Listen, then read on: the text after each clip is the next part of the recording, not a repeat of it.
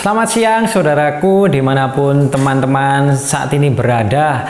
Di saat mungkin saat ini sedang beristirahat ataupun lagi mengerjakan sesuatu dan ada waktu sedikit untuk sebentar kita mau beribadah, untuk sebentar kita mau memuji nama Tuhan. Biarlah saat ini apapun yang dikerjakan teman-teman saat ini, biarlah kita mau mengucap syukur, biarlah Tuhan menyertai setiap apapun yang teman-teman lakukan. Dan biarlah saat ini kita mau bersyukur kepada Tuhan.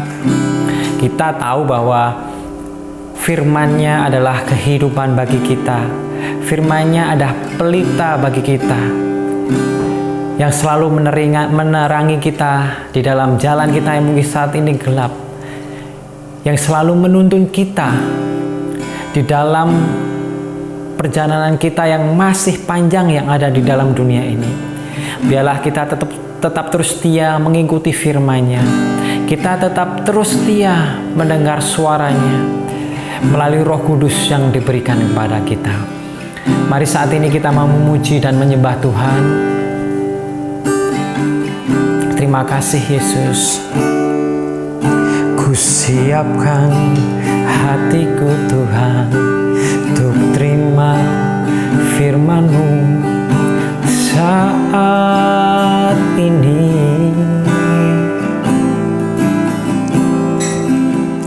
Ku sujud menyembah-Mu Tuhan, masuk hadirat-Mu saat ini.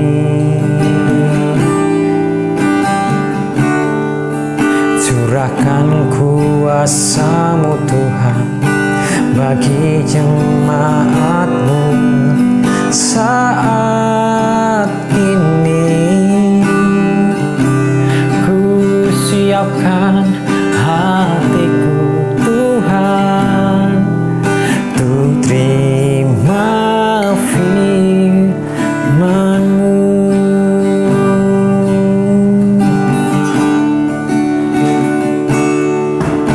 Siapkan hatiku Tuhan untuk terima firman-Mu saat ini. Amin Tuhan. Ku sujud menyembah-Mu Tuhan, masuk hadirat-Mu saat ini.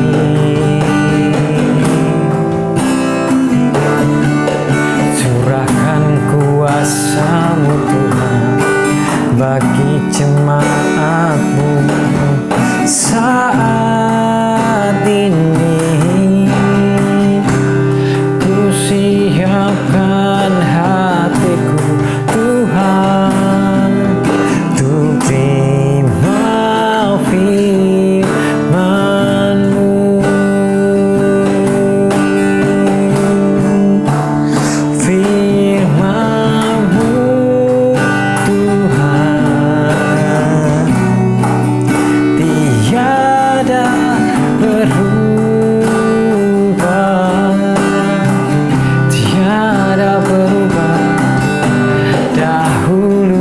Sekarang selama-lamanya tiada berubah.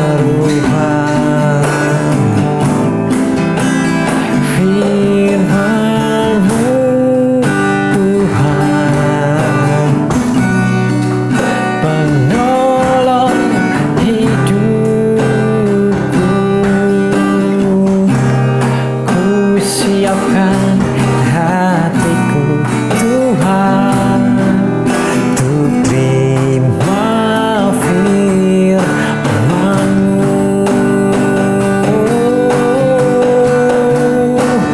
Firman-Mu Tuhan, amin Tuhan, tiada berubah.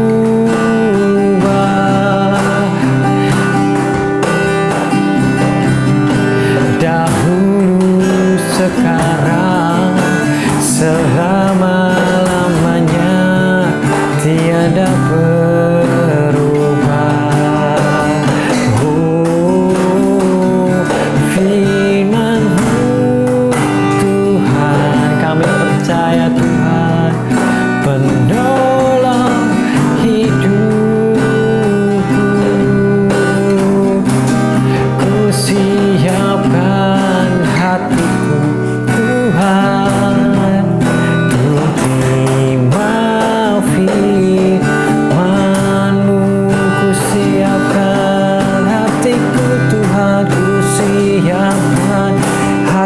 hatiku Tuhan, untuk terima firman-Mu.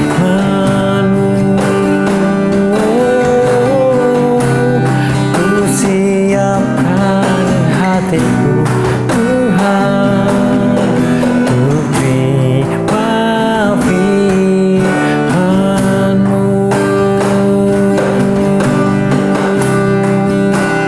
Biarlah kami menyiapkan hati kami untuk setia akan firman-Mu, Yesus.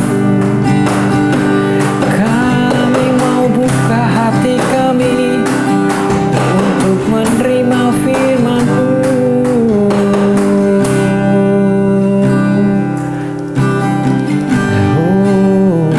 Engkau Allah yang hidup, Engkau firman yang hidup,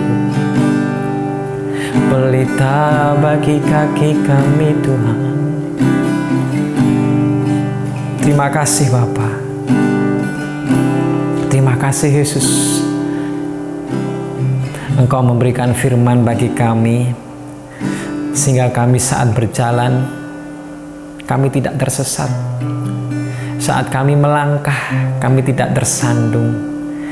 Karena kami percaya Tuhan, firman-Mu pelita bagi kehidupan kami. Dan biarlah pada siang hari ini, kami mau mendengarkan firman-Mu Tuhan. Biarlah apa yang dikatakan oleh hamba-Mu ini Tuhan, dapat menjadi pengharapan, dapat menjadi kekuatan, dan mengenal lebih lagi, mengenal lebih dalam lagi akan Engkau Yesus, akan Juru Selamat kami yang hidup. Dan terima kasih Bapa, bila saat ini, siang hari ini, lingkupi kami dengan kuasa Roh Kudus-Mu. Engkau yang bekerja di dalam kehidupan kami.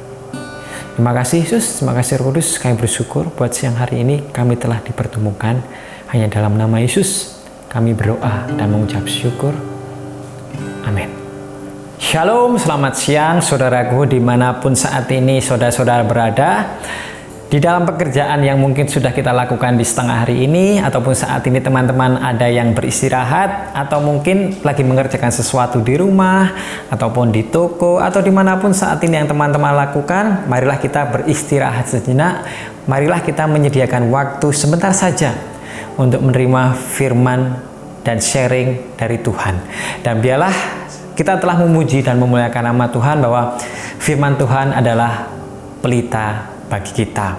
Dan setiap kita manusia, kita tidak bisa berjalan di dalam kebenaran jikalau Tuhan tidak menyucikan kita dengan tubuh dan darahnya.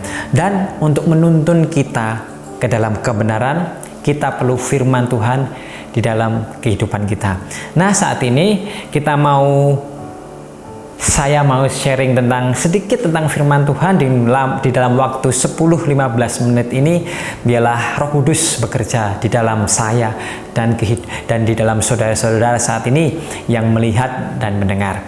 Nah, teman-teman tahu bahwa mungkin teman-teman yang mengikuti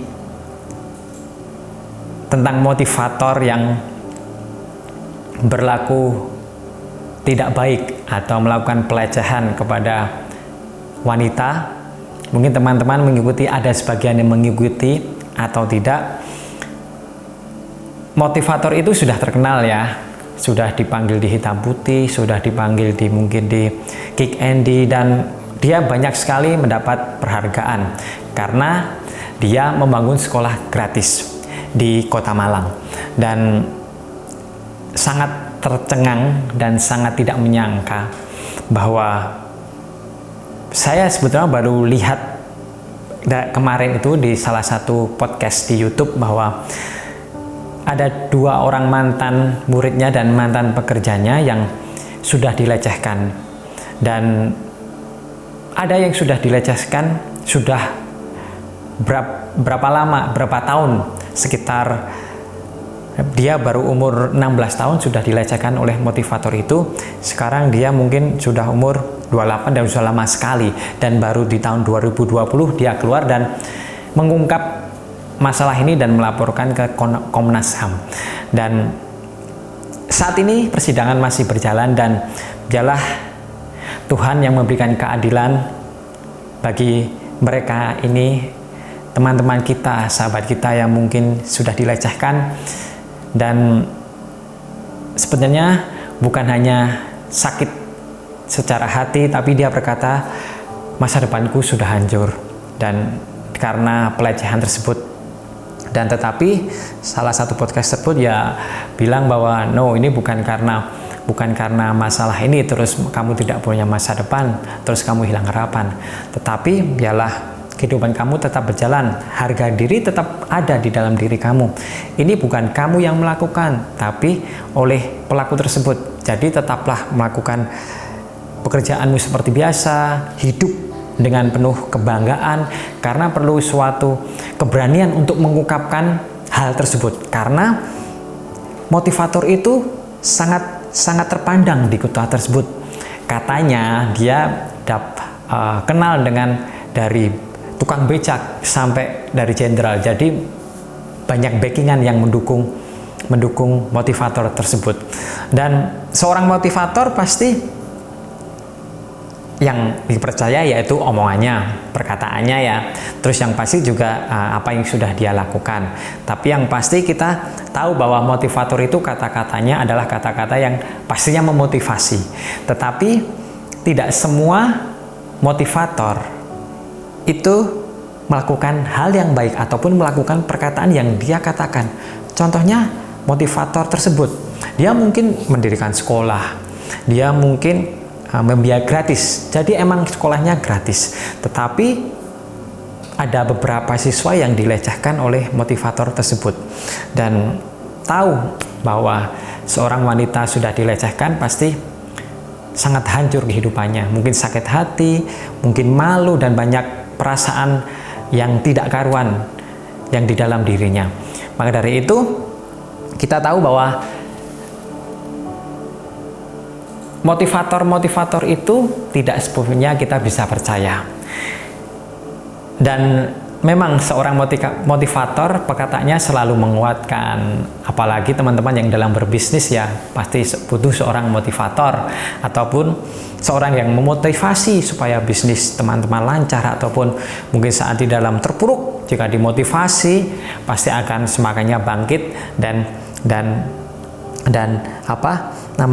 mungkin akan melakukan apapun yang dikatakan oleh motivator tersebut.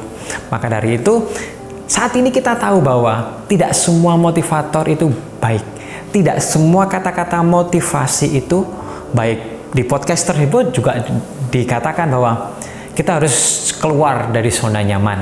Dan teman-teman, saudara-saudaraku juga tahu bahwa banyak motivator yang bilang kamu harus keluar dari zona nyaman, dan orang tersebut bilang padahal kita kerja siang dan malam, kita bekerja keras, kita untuk masuk ke dalam zona nyaman, terus kita suruh keluar. Ya gimana rasanya? Padahal apa yang mau kita dapat, yang mau kita raih adalah kenyamanan mungkin di hari tua, kenyamanan saat kita mungkin sudah tua mendapatkan pensiun, mungkin seperti itu. Dan saat ini kita dan saya juga mendapat pelajaran bahwa sebetulnya kata-kata yang bagus atau motivasi yang terbagus adalah diri kita sendiri. Dan kita harus percaya ataupun jangan terlalu percaya, jangan terlalu masukkan dalam hati apa yang menjadi kata-kata motivasi ataupun yang motivator katakan. Ambil yang baik, buang yang jelek. Nah, kita harus hikmat, kita harus punya hikmat dan mungkin pemikiran dari Tuhan Roh Kudus, apakah yang dikatakan oleh motivator tersebut, kalau mungkin kita yang beragama Kristen, sesuai dengan firman Tuhan, enggak. Kita bisa menilai itu. Dan perkataan atau lidah itu dapat membangun, dapat membangkitkan, dapat memotivasi, tapi dapat juga membuat kita down, dapat juga membuat kita menjadi tidak semangat, dapat kita juga melakukan kejahatan. Dan lidah ini adalah suatu apa ya, bisa dikatakan adalah suatu api, dimana jikalau kita mungkin berkata-kata yang tidak benar, kalimat tersebut bisa membuat api dan mungkin bisa membuat marah orang ataupun bisa membuat orang tidak suka kepada kita. Tetapi juga bisa saat kita memberikan kalimat yang bagus ataupun kalimat yang membangkitkan tulus dari dalam hati, orang-orang bisa menjadi tergugah, orang-orang bisa menjadi semangat. Dan kita tahu bahwa tidak semua orang tahu akan hal tersebut. Kadang orang berbicara seenaknya, mungkin terkadang orang ngomong tidak pernah memikirkan perasaan hati orang tersebut. Dikatakan juga di dalam Amsal 12 dikatakan, perkataan orang fasik menghadang darah, tetapi mulut orang jujur menyelamatkan orang. Perkataan orang fasik menghadang darah. Di sini dikatakan bahwa sampai ada darah jikalau berkata-kata, apalagi orang fasik, orang yang mengenal Tuhan tapi tidak pernah melakukan perintahnya. Dia hanya manis di depan, tetapi di belakangnya mungkin bisa menggosipkan saudara-saudara. Mungkin juga terang-terangan dia bisa menyakiti hati lewat perkataan, bisa perkataannya tersebut bisa membuat orang marah, bisa membuat orang menjadi down, ataupun apalagi zaman sekarang ini, mungkin bukan hanya perkataan tapi lewat text message. Ada yang saya pernah juga katakan, ada yang artis Korea yang karena dibully itu akhirnya dia bunuh diri. Dan kita tahu bahwa berkata-katalah, memberikan perkataan itu yang membangun. Kita mau lihat bahwa bagaimana sih perkataan yang harus sesuai dengan firman Tuhan. Kita mau baca di dalam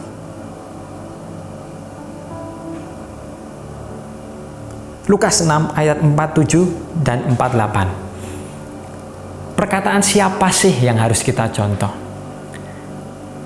Perkataan siapa sih yang harus kita lakukan? Ya, seperti yang tadi saya bilang, motivator kalau orang sudah bingung, bisnisnya hancur, ataupun masa depannya tidak cerah, masa depannya mungkin bisa dikatakan tidak ada. Ada motivator yang memotivasi, dan mungkin ada sepercik cahaya, dia pasti akan mengikuti motivator tersebut.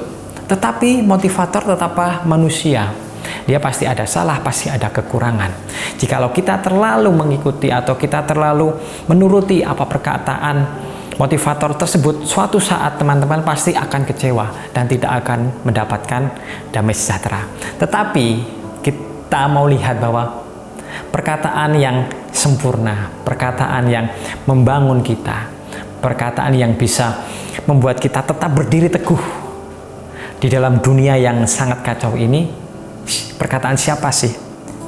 Setiap orang yang datang kepadaku dan mendengarkan perkataanku serta melakukannya, aku akan menyatakan kepadamu dengan siapa ia dapat disamakan. Ia sama dengan seorang yang mendirikan rumah. Orang itu menggali dalam-dalam dan meletakkan dasarnya di atas batu. Ketika datang air bah dan banjir melanda rumah itu tidak dapat dikoyahkan karena rumah itu kokoh dibangun. Di sini Yesus memberikan ilustrasi bahwa setiap orang yang datang kepadaku dan mendengar perkataan Yesus, dia sama saja dengan membuat pondasi dengan batu.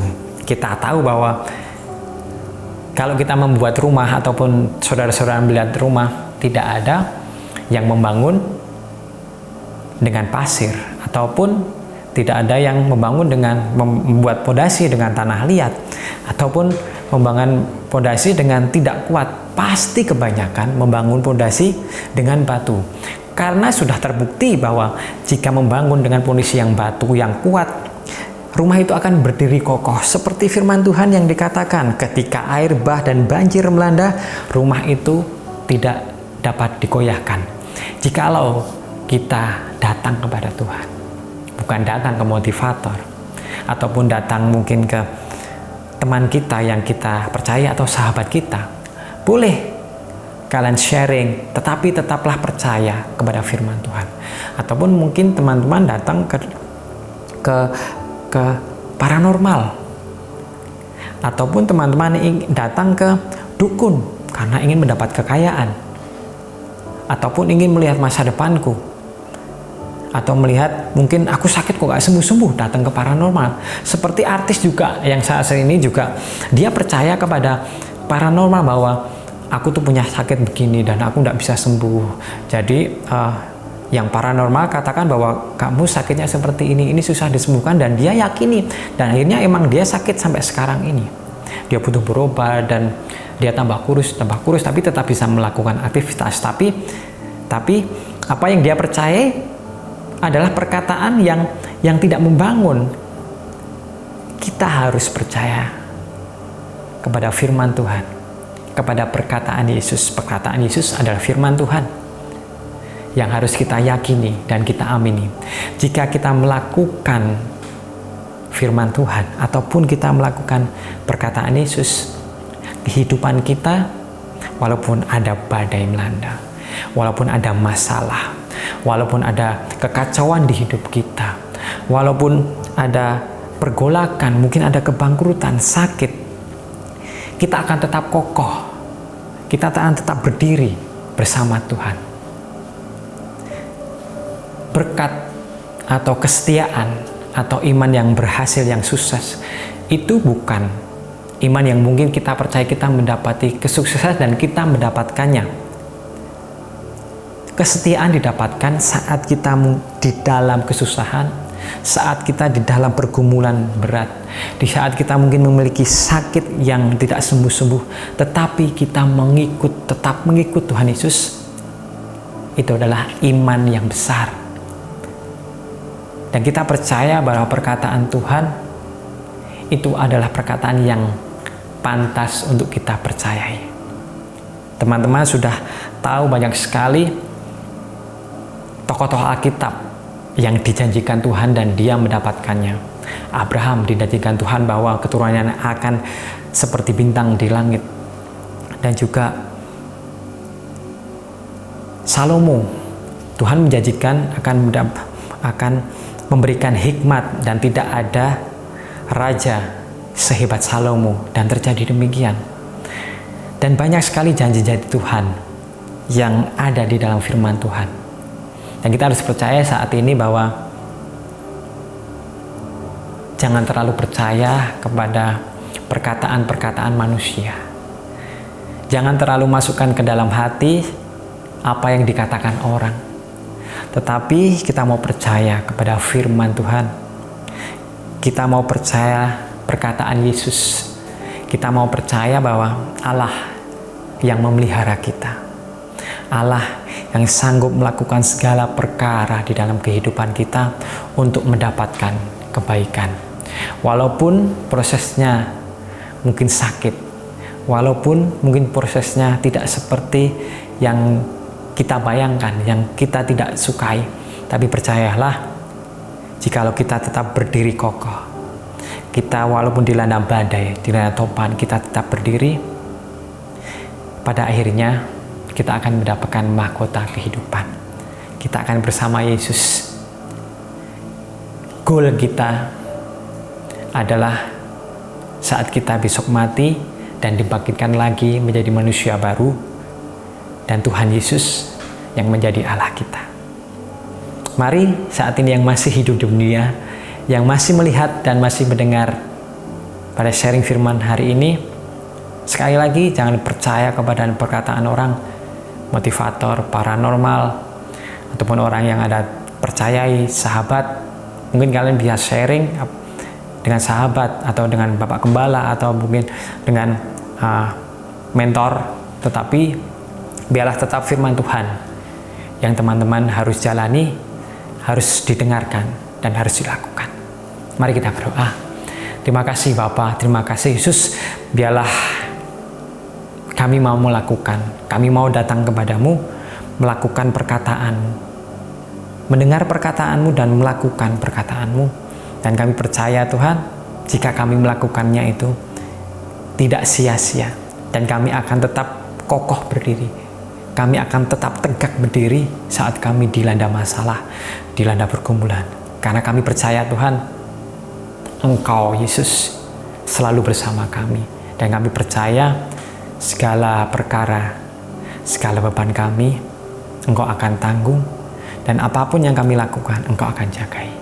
Dan terima kasih Yesus, terima kasih Roh Kudus. Ini kami Tuhan. Kami datang kepada Engkau dengan hati yang hancur, dengan sakit penyakit yang belum sembuh, dengan kebangkrutan, mungkin dengan masa depan yang tidak cerah. Tapi kami percaya Tuhan, proses itu akan kami jalani. Kami akan tetap terus teguh di dalam-Mu. Biarlah iman kami tetap terus tumbuh, bahwa Engkau akan memberikan yang terbaik di dalam kehidupan kami. Terima kasih Yesus, kami bersyukur buat semuanya. Kami bersyukur buat hari ini. Firman-Mu menguatkan kami. Hanya di dalam nama Yesus yang menjadi juru selamat dan menerus kami. Amin. Selamat siang semuanya. Tuhan Yesus memberkati.